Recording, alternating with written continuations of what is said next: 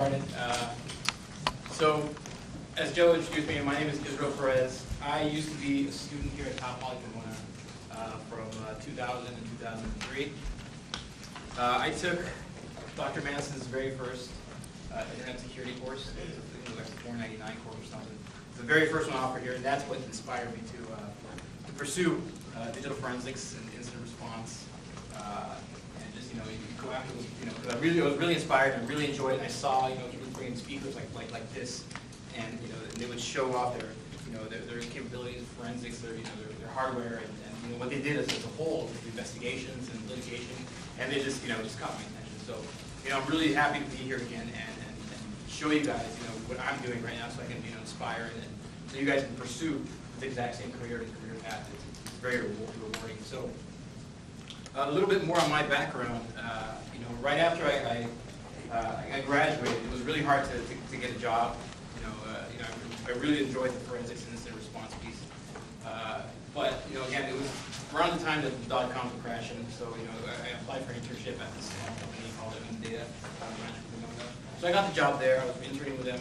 I was there for about a year. That's where I got my start. And again, just getting used to the tools, getting used to the investigation, getting used to analyzing the data, and going through everything. Doing it in a pretty fast, right? Because it's a client-based environment. It's a private industry. From there, I went on and started doing forensics and electronic discovery at a company called LACG in LA. I was there for another year. Didn't like the e-discovery piece too much. Forensics was awesome. We worked on a lot of great cases there. From there, I spent 4 years at the Orange County District Attorney's Office, and just doing straight digital forensics for criminal cases. So anything that came across the DA's office, all the child porn stuff, all the fraud, all the narcotics, homicides. I mean, you name it. I did. I also testified in court as an expert witness against a lot of these guys. So. That was interesting. I got to go on search warrants. That was one of the most rewarding parts of it, is helping out, and it was again for 4 years, and it was really interesting. Learned a lot, got a lot of training. Right after that, I went back to just doing forensics for a private firm called Strauss Friedberg in LA, and I was there again for a year. Didn't like that too much, so I actually got hired on with Foundstone McAfee right after that, and I was working with a bunch of guys that are very brilliant. They taught me everything about malware and reversing and how to do investigations on the corporate side. So now right now I'm working for Cylance, and I've been working here for about a little over a year now. I think the company's about 2 years old. So yeah, that's pretty much my background. Is doing forensics, incident response, and a lot of compromise assessment work, which I'm going to get into a little bit as the talk continues. So I don't have a slide for you guys. Everything I forget to take PowerPoints. It just bore me to death. So I remember being in your spot and just looking at this stuff and just trying to fall asleep. So I'm just going to talk. I want to be interactive with you guys. I want to learn from you. I don't know everything. And I'm sure you guys can teach me a thing or two. And I'm obviously going to show you some of the, teach you guys some of what I know.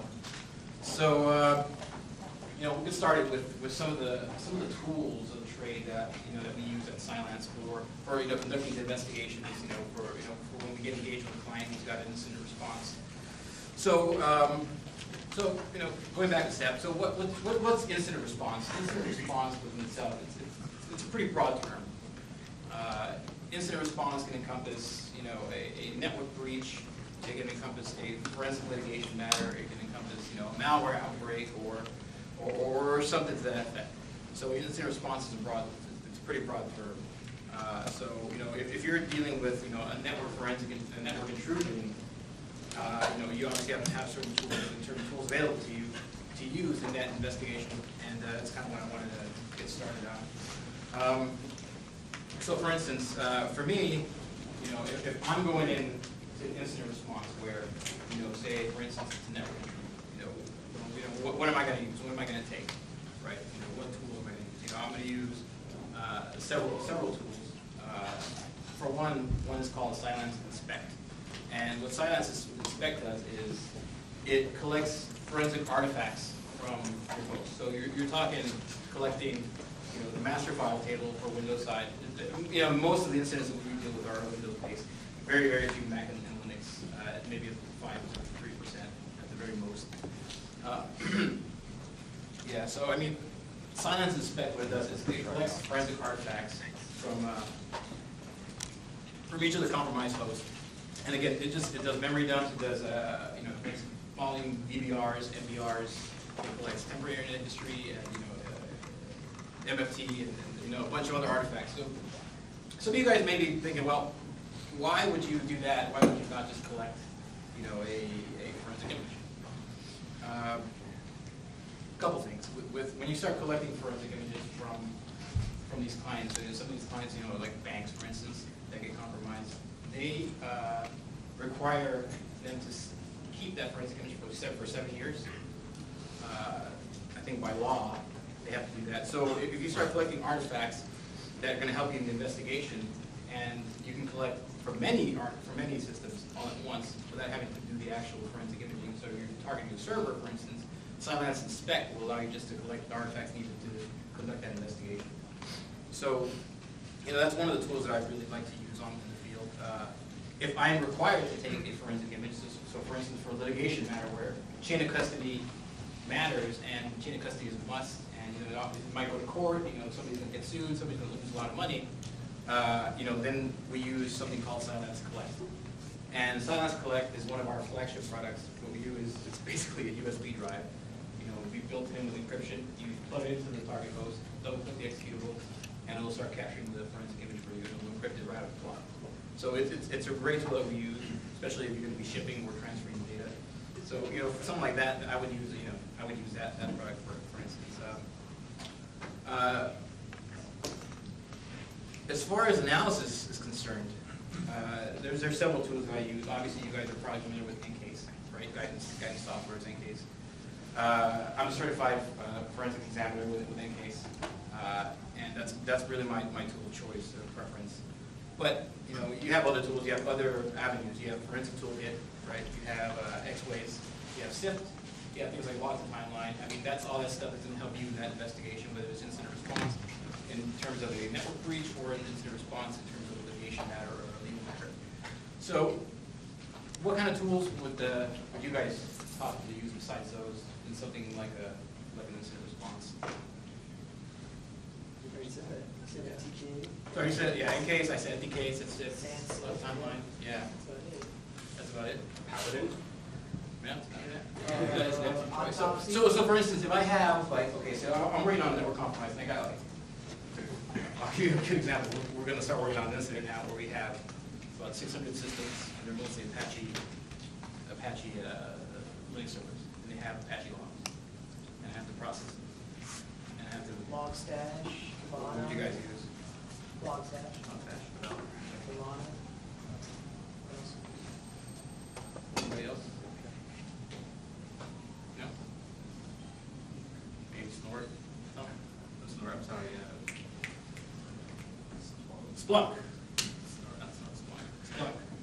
Splunk's a good one. DT search. Apache has has a, what's that tool?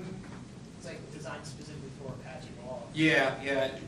You can take that route, but and that's a really good point to bring up, because on the corporate side of things, I know we're academia and corporate, very, very different. Right here you guys are allowed to play. You guys have time to play with the tools. You have time to play with data and stuff. Whereas in corporate, you don't have that luxury. You have to know the tool. You have to be able to use it. You have to be able to get the results to the client and present them to math. So, if I'm a client and I'm with some CFO or some CEO, some CTO or whatever, and I say, okay, well, I want to see the results of that network, of that network analysis.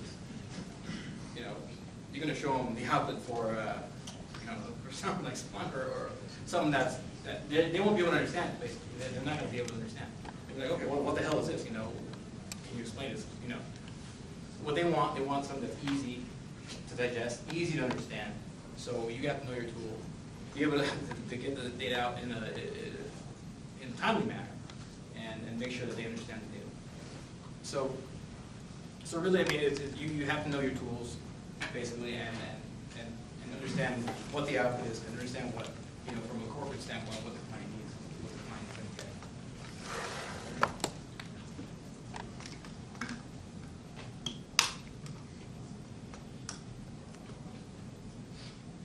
So, you maybe think, okay, I have all these tools.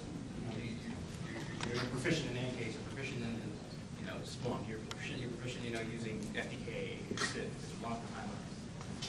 All right, that's all fine and dandy, but where do you start? Right? You guys have an idea where you start? So, I get engaged by a client. I'm going to go on site. I got all my equipment. I got all my hardware, my write blockers. I got my laptops. Where do I start? Think about it. Where would I start? There's obviously been a compromise, right? You guys have been, their network has been breached. Server. Look at the logs. The logs. Logs? Yeah, that's a great place to start. Yeah, you have to collect data, right? Collect artifacts, collect logs. What else? Joe? Check out what the system has on it, memory. Yep, that's correct. So you're going to target the host that the client knows has been compromised, right? So you're going to get memory dumps. You're going to use some of your tools like Cylance Inspect. You're going to collect some forensic artifacts and start doing your analysis. What else?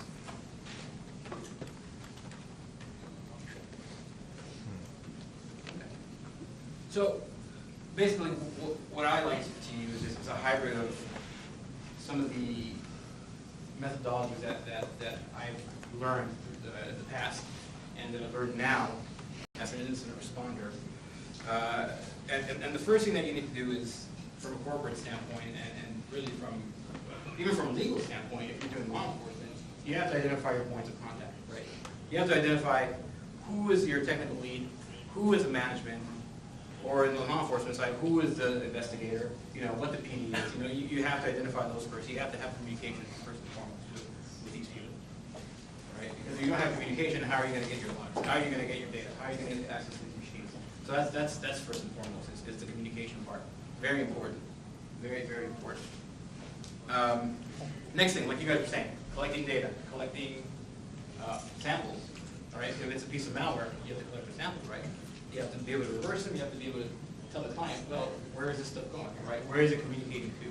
Where, what's it doing? What is it? The hijack memory? Is it doing root activities? What is it? Replacing NVR, DVR? What the hell? What is it doing? So that's the part of know your enemy. So I kind of take this entire methodology as like a art of war, but for incident response. So you have to know your enemy. You have to know what it's doing, where it's doing. So yeah, so logs is a good place to start. Collecting the samples, collecting artifacts from each system, right? So what else? Cool. What else? NetFlow data from the host? Sure, yeah, NetFlow data, NetFlow data from host. NetFlow data. Yeah, ECAP's a good one, right? People network activity. Event logs, right? Windows event logs. So another thing that you have to do as part of that methodology is find your points of presence, right? Find your points of presence in the network. And why is that? Why do I have to find the points of presence, right? Where the company's public, where the network can get access to the outside. Well, that's important because you want to know where the commit is, right? You want to know where to target. You want to know where to focus on, either geographically or a network segment. You want to know where data may be leaving, right? So you have to find the point of presence, right? And that's where your technical content becomes very important because they're the ones who are going to spell out for you where are these points of presence. You don't know. I mean, you're coming in cold, right? You don't know the network. You don't know anything.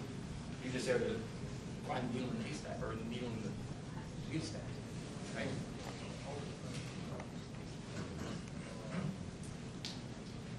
So here's a question for you guys.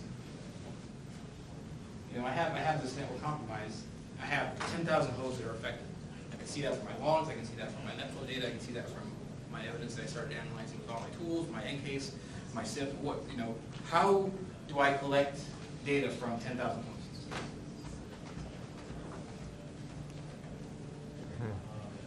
How How would I go about doing that? I need forensic artifacts from these hosts to make some kind of timeline and give the client some idea of what's happened. Right? How do I collect data from 10,000 hosts? Cat. You're cheating, dude. Get out of here. You're not allowed to answer questions. Anybody? We just put like sensor in the network and like contact. Say again, repeat. We just like put a sensor in the network and Yeah, I mean, that's a good way to collect data from these hosts. Yeah, that would certainly do, get you some data, but I also need, aside from that, I also need forensic artifacts for each of these hosts. Or at least metadata for each of these hosts. That's a good way. Yeah. Whatever the client doesn't want. It's too heavy. It's going to tax my systems. The users are going to experience them and just take a big stuff. During business hours. So the thing to remember here is keep it simple. Keep it simple. I can collect data from 10,000 hosts using a batch script. Deploy using SCCM, PSExec, something. The batch script, it's all native Windows. It's just going to give me metadata. Easy. Easy. So which brings me to the cat, because so once you have so I have my batch script, which is what we use for collecting data from these endpoints to do our compromise assessments, which I'll show you guys how we do that. To do our compromise assessments on these hosts, we have to collect data from all of them, right? So we have a really super duper batch script that uses everything that's native to Windows. DB, uses dir commands, uses registry queries. I mean, it's just all basic stuff, but it's stuff that we've formulated with experience and throughout the years to collect the data from each of these hosts, and then leverage CAT for compromise assessment tool to parse the data out. So that's how really you would collect 10,000 hosts. Is you would collect using just a simple batch script. I mean, even a simple directory listing, netstat, DNS cache. I mean, all that stuff is absolutely useful. I mean, the directory listing within itself is going to show you potential exfiltration of data, right?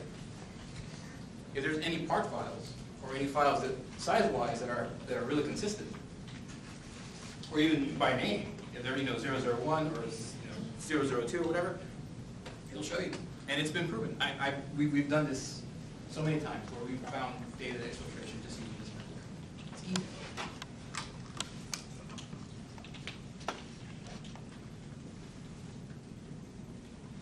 So, once I have my data, I'm out analyzing it, I know what the vectors are, I know what the infection is, I know what's going on. Well, what do I do next? What's the next thing I do? So I have all this information, I have IPs, I have CNC traffic, I have map, everything. What do I do next? Joe. Analyze it. Yeah, so you analyze it, So you analyze it, you know the IPs, right? That's the results of the analysis, you know all this, data that you've gathered based on the breach, based on the compromise, you know where the source IPs are, you know what malware they introduce into the environment, you know everything. You know what passwords they've compromised, you know all that. What do you do next? Process it into a report for the client. That's coming before that. Yes, sir. Yeah, and that's also part of it. That's going to be part of the report. So that will definitely be part of it. But you have all this information, you have this data. You have to secure the perimeter, right? So you know your POPs, right? You know where your point of presence are. You have to secure them, right? You have to make sure you change passwords. You have to make sure you stop the inflow of traffic. You have to make sure that you remediate tools. You have to secure everything. You have to make sure that the perimeter is secure. You have to, which is part of remediation, part changing passwords. Real simple stuff. Rework access controls. I mean, it's a multitude of things that you can do for securing the perimeter, especially if you're coming into a client that's been compromised. Usually their network security is just crap, and they don't really pay attention to it. So sometimes you have to start from ground zero. I guess that was plugged in. Is there a? Yeah.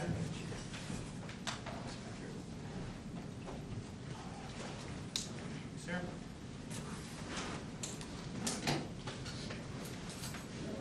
Right, so you have to secure the perimeter, right? It's changing passwords, ACLs, reworking things that you saw in the client's network as you went analyzing the data. So that's the beauty about the compromise assessment that we do, is every single incident response that we have, we implement the compromise assessment. We deploy these batch scripts to each of these hosts, and we collect the data from each of these hosts. We bring it in, and we show the client exactly where their little pitfalls are for their environment.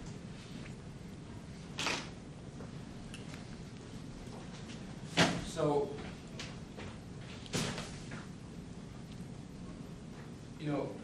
and then after that, of course, then you have your report, you have your timeline, you have to give the client a executive summary to make sure that the executives understand exactly what's going on and understand what happened in each facet of the investigation. So really, I mean, overall, you're trying to find out essentially from a non-technical perspective, from an investigative perspective, is you have to find out the who, what, where, why, and how. That's really it.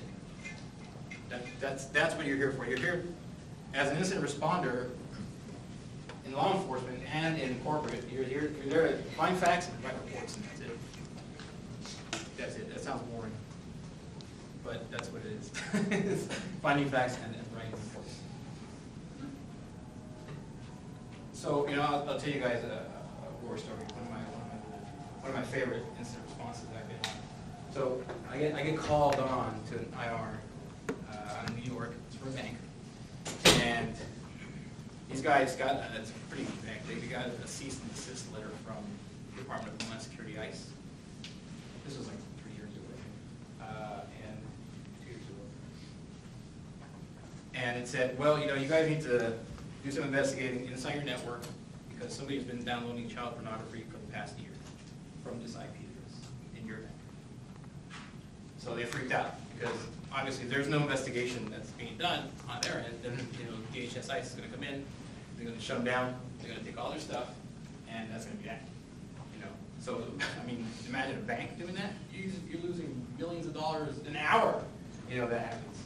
So they call us in. They put me on this because I had prior law enforcement experience. And again, it's like, all right, so where do you start? Where the hell do I start? Okay, so I knew my points of contact, right? I got those squared away. So I need now start collecting logs, collecting evidence, right? Collecting evidence. Yeah. So I get assigned these two domain admins, right? And they're helping me collect data and stuff, and they're going through the process of getting me whatever it is I need. So I'm going through the data. We're analyzing stuff, and I'm using AKs here and there. I'm not really relying heavily on it. I'm just mainly doing log analysis. So at one point, I get this. I start interfacing with the Department of Homeland Security ICE, and I get this printout, and it had a bunch of IP addresses, an external mailing, and it had all the websites that the guy had been on, and just a bunch of information. And and I saw one of the IPs in that printout, and it was an internal IP. It's like 172 dot something.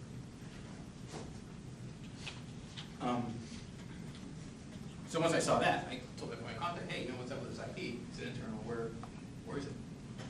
So he said, oh, it goes back to this VM farm that this guy set up, one of the admins. I go, okay, interesting. So I go to the vSphere console, try to look for that IP address. It's gone. No longer there. There's nothing there. There's no trace of it. It's like this IP, but there's nothing in here. So I'm like, all right. So what do I do next? Obviously, it must have been here at some point, but now it's not. What do I do? Any ideas?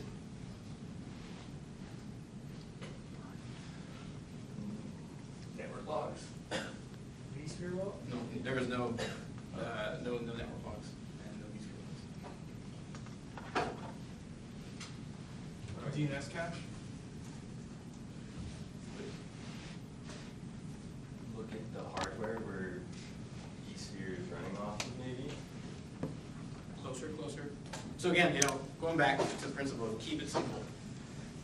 You know what it is?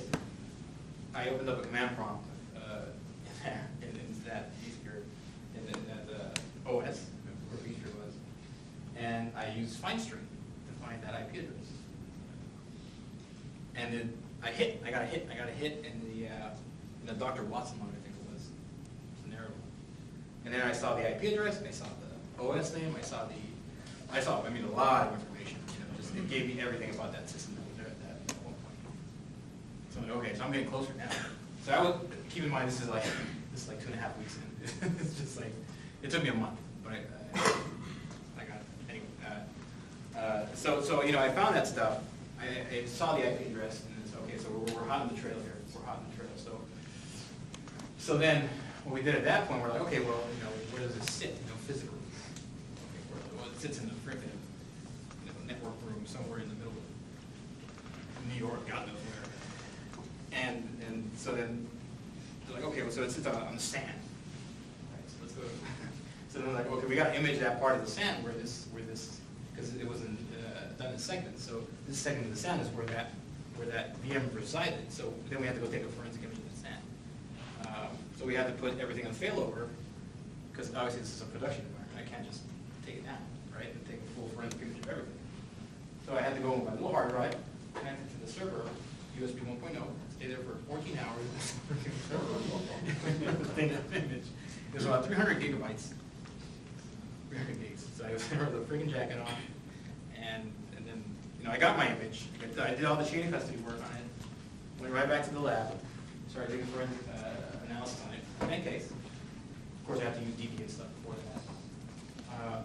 And lo and behold, I got the username for the associated with that VM. And it was one of the admins that was helping me out with the case. So I'm like, oh, dude, I got you. I got you. You could see it. It was his domain credentials. It was domain / his username. I'm like, dude, I got you. Got you. So then we started just, from there, we just kind of snowballed.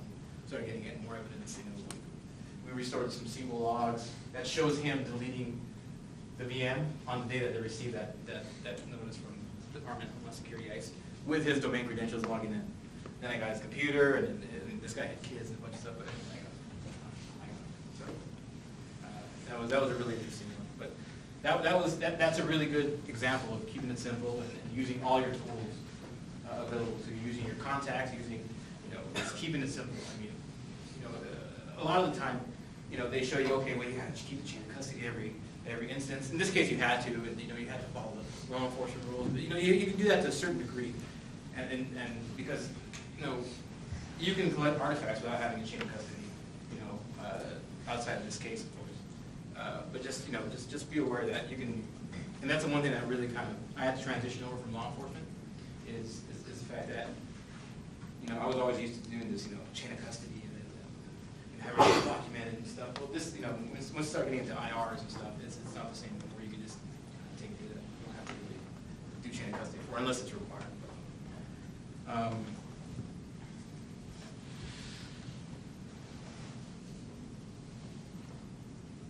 So that's pretty much what I have for you guys. It's just, you know, it's really just keeping it simple on the investigative part of it. Yeah. Yeah. That's coming up next. That's coming up next. Chill out. No, I'm just kidding. Yeah. So at Joe's request, I'm going to show you guys CAP.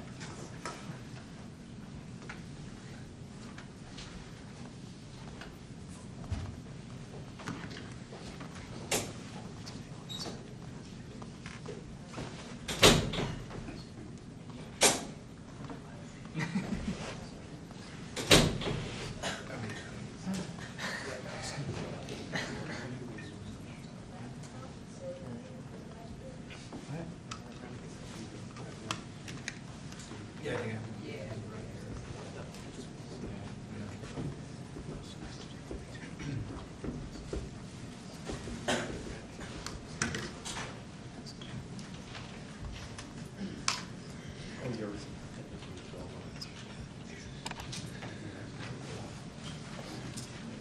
By the way, that report was like 100 pages long for that.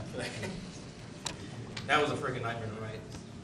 That was a nightmare to write. So I had to include a timeline with it and make sure that the CEO understood it. I was sharing an office with the CEO too, so he was like watching for me. So he's like over my shoulder. He's a nice guy, British people. But yeah, he was doubtful too when they interviewed the guy. The guy started crying. And he's like, "Oh my God, we got the wrong guy." I'm like, no. I mean, unless somebody stole his credentials, I said, but, you know, what's the likelihood of that? He's been using them all this time. I'm sure there's been password changes. I mean, yeah.